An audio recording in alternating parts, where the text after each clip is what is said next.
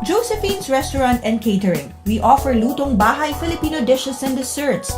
Try our crispy pata, lumpiang Shanghai, pancit palabok, rellenong manok, and many more. We serve halo-halo, leche flan, and other traditional Filipino desserts. For events and special occasions, Josephine's also offers catering services and takeout party trays. For authentic Filipino cuisine and true Pinoy taste, try Josephine's Restaurant and Catering, 2650 Main Street in Vancouver. Balitang Vancouver is brought to you by Brayfort Media Group.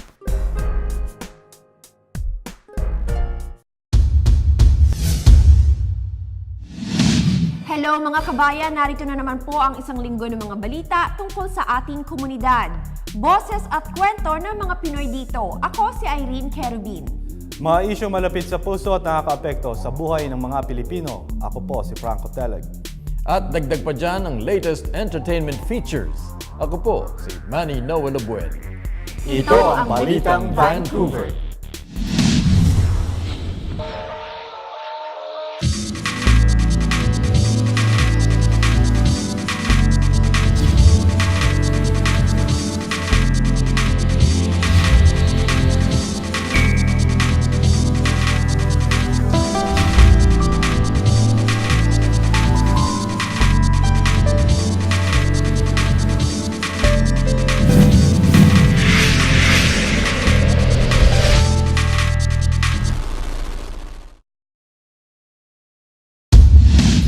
Sa Balitang Vancouver ngayon, mensahe ng Harper government sa nakaraang throne speech, aalamin natin. Silipin natin ang fundraising concert para sa mga naging biktima ng lindol. At ilang tips para sa mga nag-iisip bumili ng Halloween costumes. Kulang-kulang sa 200 ang namatay sa naganap na lindol sa Bohol noong Martes, ayon sa pinakahuling bilang noong Sabado. Ang lakas ng lindol ay maabot sa 7.2 magnitude na sumira sa halos 8,500 kabahayan, maging mga lumang simbahan hindi nakaligtas. Pakikiramay naman ang ipinaaabot ni Foreign Minister John Baird para sa mga biktima ng nakaraang lindol sa Pilipinas. Sa nilabas nitong statement, sinabi ni Minister Baird, Canada continues to closely monitor events in the region and stands ready to provide emergency consular assistance to Canadian citizens as required. Pinapaabot din ng Foreign Minister's Office kung kayo ay may mga kapamilya o kaibigang Canadian citizen na kasalukuyang nasa mga apektadong lugar ng lindol sa Pilipinas, maaari kayong tumawag sa Canadian Foreign Affairs Emergency Center sa Ottawa sa numero 613-996-8885. or 1-800-387-3124. Hinggil pa rin sa mga sakunang sumasalanta sa Pilipinas, mabilis naman na tumugon ng ating mga kababayan dito sa British Columbia. Isang fundraising concert ang naganap upang matulungan ang mga biktima ng panghatid ng Bagyong Marin. Panoorin natin sa report na ito. Nitong linggo lamang ay isang lindol ang naganap sa Pilipinas at sa nakaraan na linggo ay mataas na pagbabaha hatid ng Bagyong Marin ang humagupit sa bansa. Kung kaya't nag-organisa ang ating mga kababayan ng isang concert upang magkalap ng pondong pinansyal para matulungan ang mga biktima ng bagyo. Inalam namin sa nag-organisa kung sa paanong paraan sila nagsimula at kung anong mga challenges ang kanilang dapat kinaharap. Nagawa ko na rin to in 2011, October din yon. It was a big one na ang recipient ko naman is Canadian Red Cross and also Philippine Red Cross. Right now, napag-isipan ko ulit siya kasi galing din ako sa Red Cross sa Philippine Red Cross, doon ako nanggaling. So, nung makita kong hardly hit din yung Quezon City Red Cross. So, sabi ko it's about time again, kahit na maliit lang, at least I could make a difference. Kaya maliit lang ngayon, hopefully makagawa tayo ng susunod pa na mas malaki kasi sunod-sunod yung disaster sa atin ngayon, and I'm also part of the disaster management team sa Pilipinas noon, so alam ko yung pakiramdam ng mga apektado doon. Well, for one, mahirap mag-isip ng ng isang bagay na iniisip ko kung ano ba, concert ba siya or diretso lang ba akong hihingi ng ng tulong from our kababayans here. Kaya lang, alam mo naman, sometimes napag-iisipan tayo, right? So, sabi ko, sayang naman din yung mga talent nitong mga PNP idols natin. So, nung tinanong ko naman sila, especially the parents, they were willing naman to help out. So, yun ang ginawa natin. Kaya lang, ang hirap, ang challenges yung pag nagkikita-kita sila, yung I think yung availabilities. Yung mga practices nila, iba-iba ng lugar sila nagpa-practice, and then we only had like a general practice for 2 sessions lang ata. Pero magagaling yung bata. That's why actually nanghihingi nga sila ng repeat. Siguro yun yung gagawin nating vehicle pa rin, yung repeat na yon na sana maging makatulong pa din tayo. Nagpamalas ng mga talento sa pag-awit ang ating mga kababayan sa mga dekalibreng mga performances.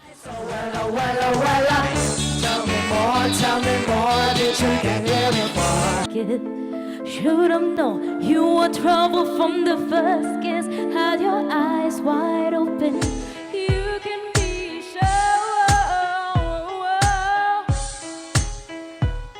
that it will only get better.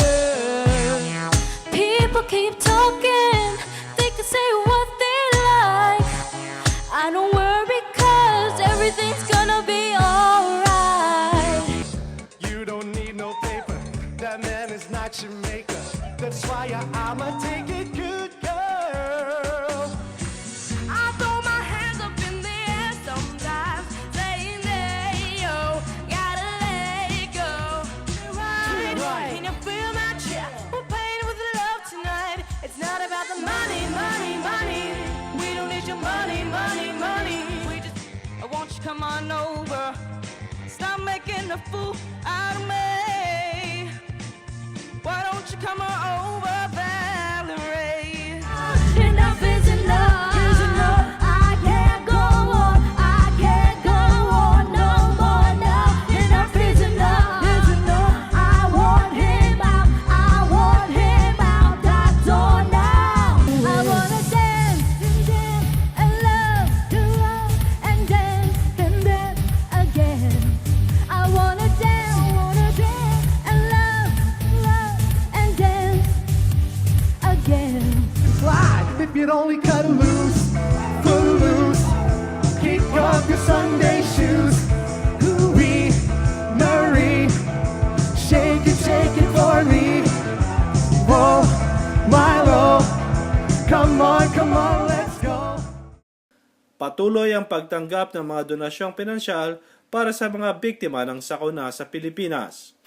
Yeah, actually, yan ang gusto ko sanang mangyari eh. Kung makakahingi pa tayo ng tulong dun sa mga kababayan natin, nananawagan po ako sa inyo na kung pwede natin ding i-course through dito sa Rayfort Media Group yung mga donations pa na pwede nating ihabol while undergoing pa yung ating yung mga financial computation dun sa last natin fundraiser natin. And ako kasi naniniwala ako kahit na luni lang yan or tuni lang yan, kung 1,000,000, 'di ba? Or 100,000 yung tao dito sa natutulong, that will also be an equivalent to 100,000 din. So again, nananawagan po ako sa mga kababayan natin, 'di ba? Kung magtutulong-tulong po tayo, hindi mahirap na maiangat natin yung bansang Pilipinas. So, ngayon pa lang po nagpapasalamat na ako kumakatok dun sa mga taong gusto pang tumulong. Maraming salamat po Rayfort Media Group sa naging tulong ninyong malaki dito sa fundraiser natin. So, hopefully yung mga susunod pa nating fundraiser sana nandiyan pa rin kayo na magsuporta. Sa ibang balita naman, balanced budget sa taong 2015 ang pangako ng Harper government sa throne speech nitong linggo. Punong-puno ng mga pangakong pro-consumer ang may layong ligawan ang mga bagong botante. Alamin natin ang detalye sa report na ito. Nitong linggo, pinangunahan ni Governor General of Canada Honorable David Johnston ang throne speech ni Prime Minister Stephen Harper. Mismong throne speech ay pinresenta ng Prime Minister sa government kung saan pangunahing layon ang makamit ang balanced budget taong 2015. Only 2.5 years ago, Canadians sent us to Ottawa with clear instructions. Navigate the uncertain global economy, create jobs and growth, keep taxes low, protect our families and communities from crime, make our country safe and strong. As a team, we've worked hard on these priorities. We faced tough decisions, and we have made the right choices for this country. Ito ay naglaman ng mga pangako ng Partido Konserbatibo na naisakatuparan hatid ng mga batas na may layong paunlarin ang ekonomiya, suportahan at protektahan ng mga pamilya at ang unahin ang Canada sa ugnayan sa ibang bansa. We're creating jobs and growth. We're expanding our trade into new markets. Government debt is low and deficits are falling. Businesses are creating opportunities. More Canadians are working now than ever before. But colleagues, our most important task is to secure our future as Canadians. We lead the G7 in job creation. We lead the G7 on the strength of our balance sheet. We lead the G7 in political stability. But for Canada to prosper through the challenges of this uncertain world, we must do more. We must keep our eye on the long term. We know, and Canadians know, that we face new competition from a host of rising economic powers. Tinutukan ng Harper government ang krimen sa pagpapatupad ng may 13 mahalagang batas kontra krimen, lalo't ang cyberbullying. At para sa pro-consumer agenda ay target ang wireless at telecommunication services. We in this room believe that Canadian families have a right to go about their daily lives without having to worry about being victimized by crime. And we know that for too long our justice system focused on the rights of criminals while victims had no voice. That's why during the last session we passed the Safe Streets and Communities Act and no less than 13 other pieces of government legislation. Legislation to protect Canadians and their families. Now that is a record we can be very proud of. Kaakibat sa ekonomiya, ang proteksyon sa pamilya maging consumers ay ang unahin ng interes ng Canada sa mundo sa pagpapalakas ng militar at patuloy na serbisyo sa imigrasyon. In the speech from the throne, he will tell Canadians how our government will build upon the foundations we have already laid. Obviously, I'm not going to preempt what His Excellency will say, but I can tell you what we won't say. There'll be no $20 billion carbon tax.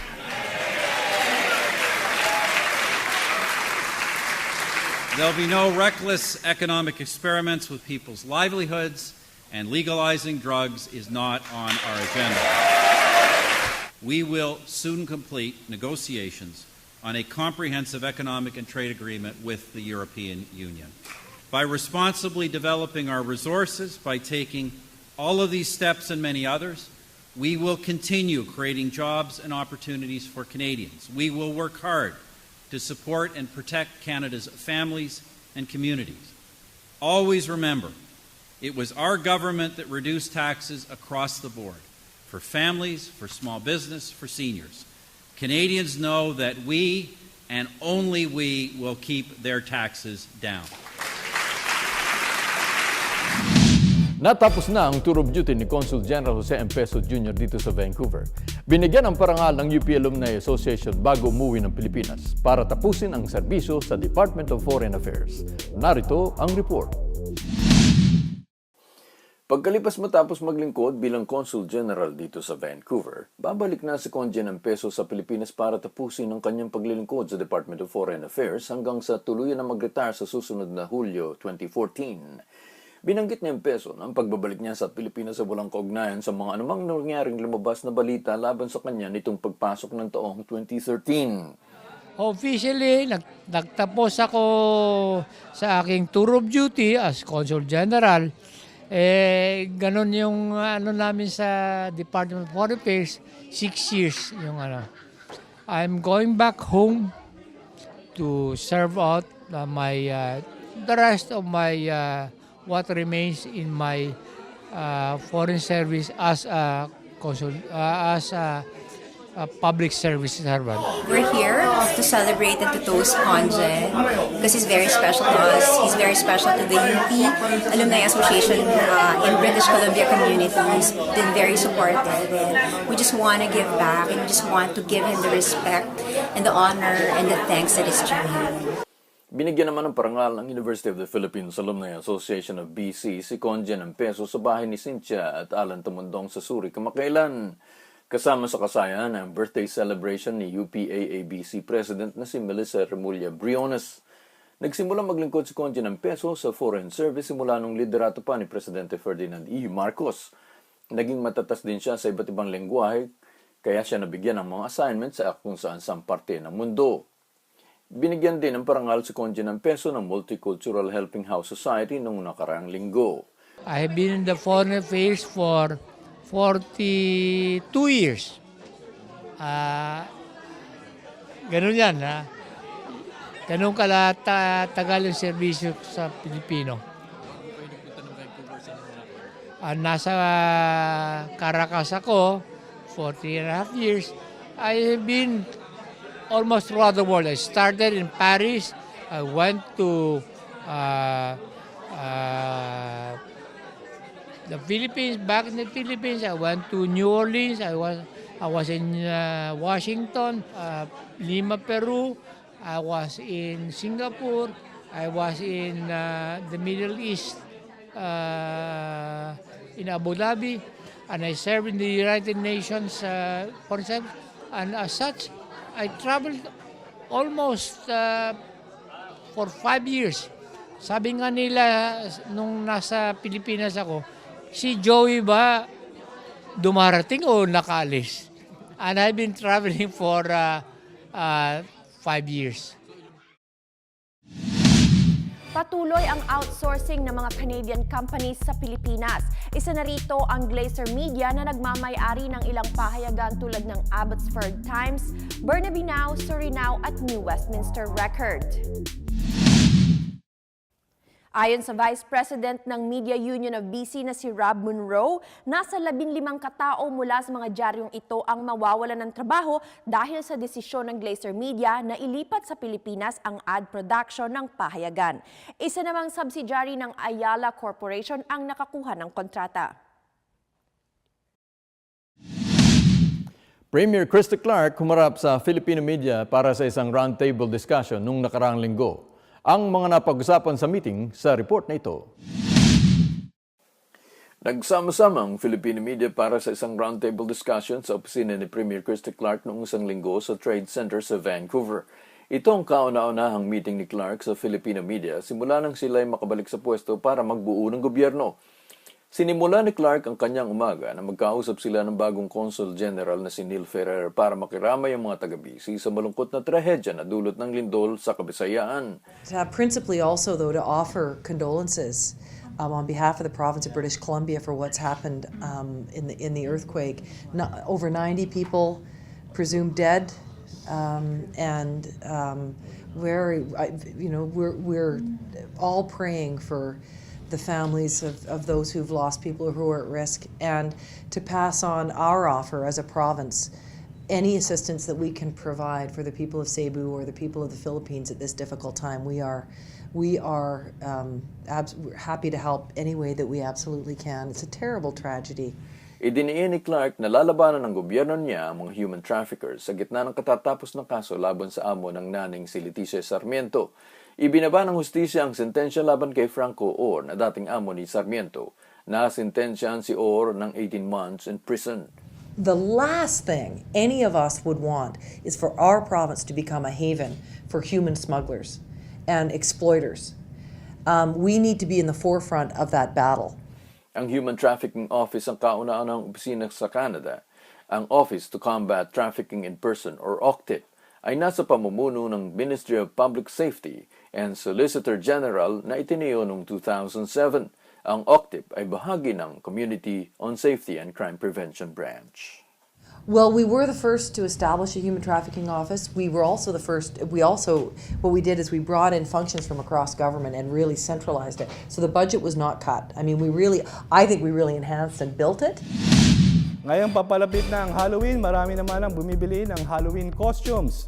Para sa ating Consumer Alert segment, alamin natin ang mga paalala ng Better Business Bureau kaugnay sa mga temporary pop-up stores na nagbebenta ng Halloween costumes. Taon-taon umaabot sa may $75 ang gastusin ng bawat isa para sa kanilang mga Halloween costumes.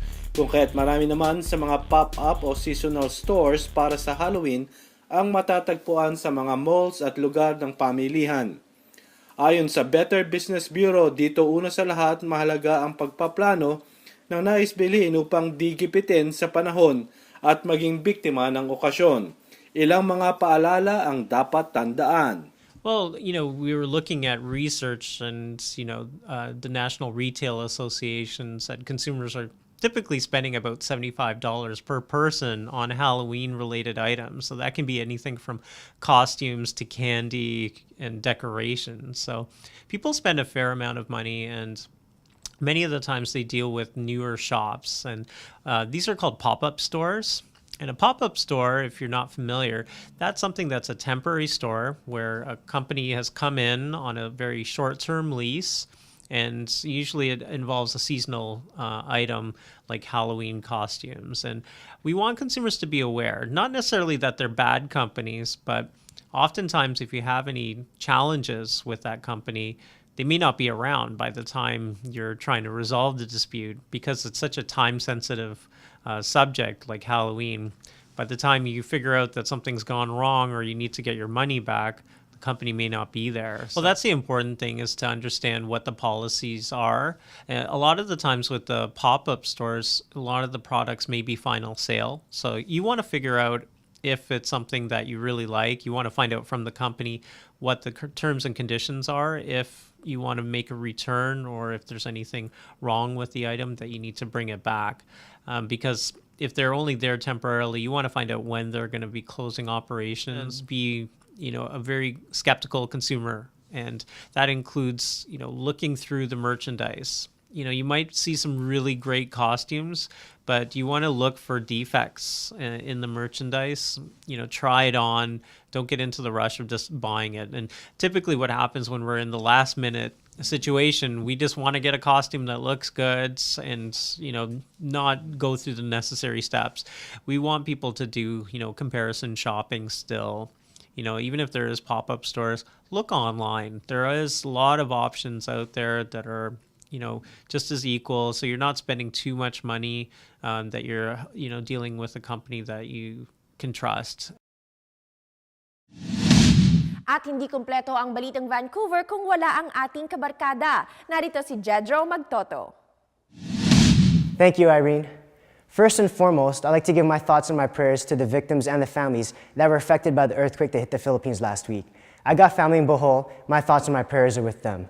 On a more positive note, last week you saw how much fun we had getting to know the contestants of the Miss Calendar Beauty Pageant brought to you by the Luz Vimin Bisaya Association. This week we get the presidents and the board members, we sit down with them, and we get to know more about the association. Let's go.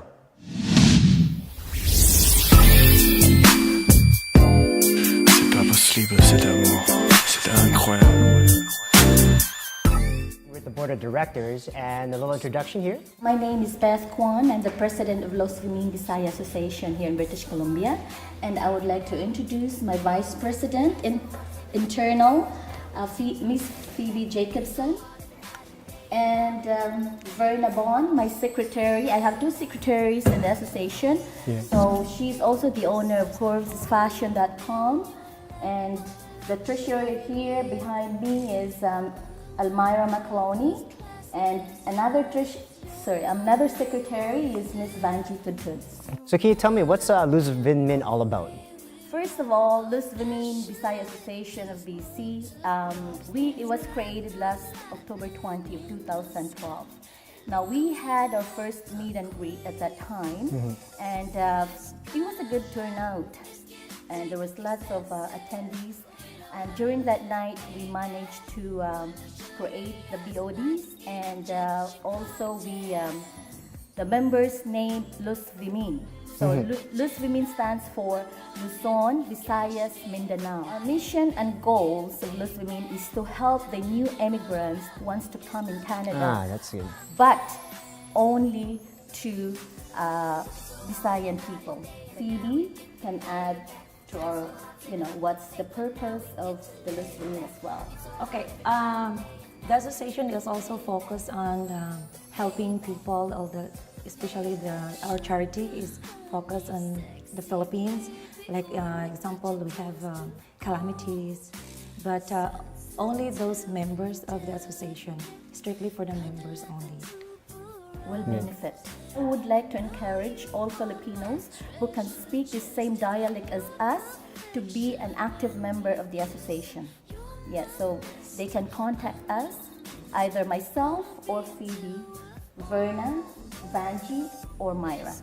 So this upcoming competition, what made you decide to start this all up? Verna, who is in charge, I delegate Verna for the calendar girl, so she came up with a good name and she can explain it to us.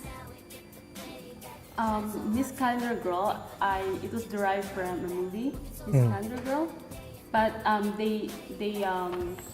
when you took the pictures of themselves and created a calendar for a charity, for a cause. So we're not doing that, but we definitely the purpose of the pageant is for a cause, for our charity, right? All the proceeds goes to our charity, and also we would like to empower women to boost their self-confidence, no matter what other people perceive about them. In the future, how do you want to see your organization grow? Well, if there's anyone who would like to help us in growing our association, because I know this association, there's lots of positive vibes and it's a very fast-growing association, would be great.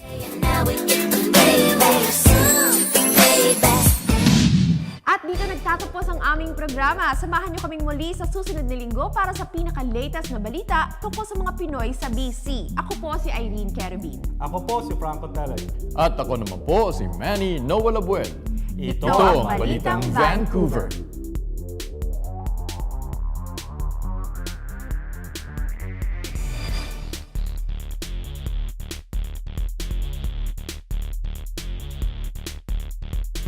Josephine's Restaurant and Catering. We offer lutong bahay Filipino dishes and desserts.